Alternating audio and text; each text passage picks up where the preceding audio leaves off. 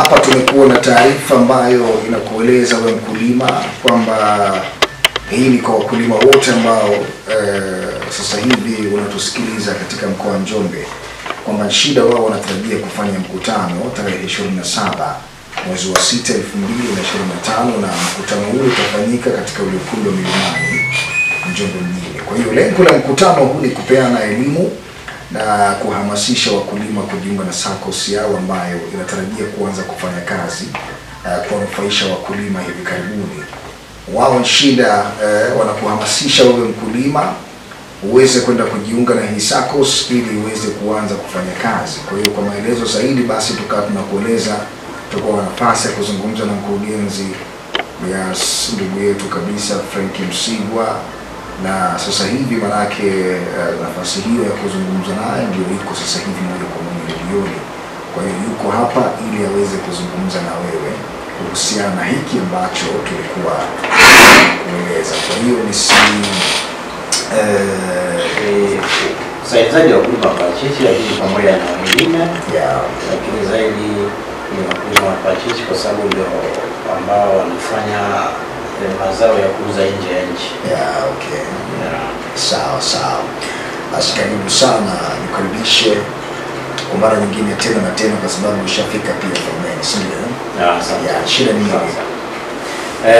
Shida ni Southern Highlands Development Agency, ni moja wa wakulima ambao umeanzishwa kwa ajili ya kusaidiana wakulima kwenye masuala ya uzalishaji na masoko. Mara ya kwanza tulikuwa tunaitwa ni shida, tulikuwa tunafanya kazi ndani ya mkoa wa Njombe, lakini baada ya hapo kuongezeka wanachama kuwa wengi, tukahuisha usajili na inaitwa shida. Kwa hiyo sasa hivi tunafanya kazi Tanzania nzima. Kwa sasa hivi manake nimetoa ile N. Yes, tumetoa ile N. Imekuwa shida. Manake wanachama wameongezeka, si ndio? Wanachama wameongezeka mpaka kutoka mikoa mingine. Mara ya kwanza ilikuwa ni wanachama ndani ya Njombe. Mafanikio kumbe makubwa sana uko nayo. Na nini siri ya mafanikio hayo? Siri ya mafanikio haya ni hasa ni shida jinsi tulivyojishughulisha kuhamasisha hili zao na kualika wanunuzi na wawekezaji mbalimbali kutoka nje ya nchi kuja kufanya kazi na sisi. Na watu wa mikoa mingine wamekuta basi ni vyema nao wajiunge ili kusudi tuweze kuuza wote kwa pamoja. Sawa. Ujio wa leo hasa ni upi? Ujio wa leo hasa ni kuja kuongea na wakulima wenzangu. Sina jipya zaidi ya kuhamasishana kwenye swala la uanzishaji wa SACCOS ambao tunahitajia kuanzisha hivi karibuni. Na kesho ndio tunafanya huo mkutano wa wakulima wote, wale ambao tayari ni wanachama na wale ambao tunatarajia kesho watakuja kujiunga kwa mara ya kwanza. Yes, ndio. Basi baada hapo tupage mikakati ya kuanza kufanya kazi. Sawa. Manufaa kwa katika SACCOS mkulima ni hapo. Manufaa ni makubwa sana. Kwa sababu siku zote mkulima ukiongea naye ana shida mbili. Ana shida ya mtaji na ana shida ya masoko. Yaani hilo ndio kubwa kwa sisi wakulima. Sasa na mitaji ndio tumeona ni vyema tukawa na SACCOS yetu ili tuweze sasa kuendeleza shughuli zetu za kilimo kwa urahisi na ufanisi zaidi. Lakini pia na shida tuna masoko ya kutosha. Na inapendeza sana tunapokuwa tunaendelea kutafuta masoko, basi wakulima wetu wanakuwa tayari ni wanachama wa SACCOS na wanachukua mikopo kwa ajili ya kuendeleza kilimo ili waweze kutoa mazao yenye ubora kulingana na hitaji la soko. Kwa hiyo ndio hivyo, ndio siku ya kesho ndio nachukua nafasi kualika wakulima wote mfike bila kukosa tutengeneze chombo chetu wenyewe, tuwe na fedha za kutosha kwa ajili ya kuendeleza shughuli zetu za kilimo. Kwa maana kesho mnakutana saa ngapi? Kesho saa 3, kuanzia saa 3 asubuhi mpaka saa 9. Tutakutana hapo Milimani Motel. Maanake na hii sasa kama ulivyosema, kwa sababu sasa hivi mko katika maeneo mbalimbali, si Njombe peke yake. Maanake hata kama mtu anakusikiliza Iringa pale Mbeya na yeye mwanachama, maanake ambaye anatamani kuwa mwanachama, shida naweza kaja. Ndio, na wapo wengi ambao wameconfirm watakuja kutoka mkoa wa Iringa, kutoka Mbeya. Ndio. Kwa sababu maana hiki ni kitu kizuri. Basi wataweza kufika na watu wengi tayari wameshachangia.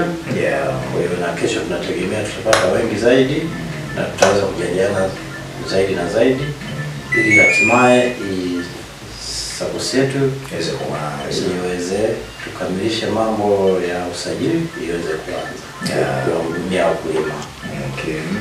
Kwa maana kama mkikaa kesho mambo yakiwa mazuri, maana yake kutoka hapo mnaanza kushughulikia usajili. Ndio. Natarajia kuwa na watu gani ambao mtakuwa nao, labda pengine labda kama ni wataalamu ama mtakuwa ninyi tu peke yenu? Tutakuwa sisi wakulima, wataalamu wa masuala ya ushirika kutoka halmashauri yetu ya mji wa Njombe, ambao sasa watatoa elimu zaidi. Alafu tutakuwa na wadau mbalimbali ambao tutakuwa wote kwa pamoja tukijadiliana namna ya kuboresha na ili tuweze kuianzisha hii benki yetu. Haya, pengine anapokuwa anakuja kule mkulima huyo, ana vitu ambavyo anatakiwa kuja navyo ama anakuja tu yeye kama yeye? Mkulima anapokuja, kwanza tunahitaji mawazo yake. Kwa ajili ya kujitayarisha kimawazo. Ajitayarishe kimawazo. Labda kama anataka kubadilika kutoka stage hii kwenda stage hii, ni kubadilishana mawazo. Lakini kwa wale ambao watakuwa wako tayari kuja kujiunga, basi ni vema wakaja kabisa na viingilio pamoja na michango. Ili siku hiyo wakakamilisha kila kitu ili tuweze kuendelea sasa na taratibu zingine za usajili. Viingilio hivyo wanavijua.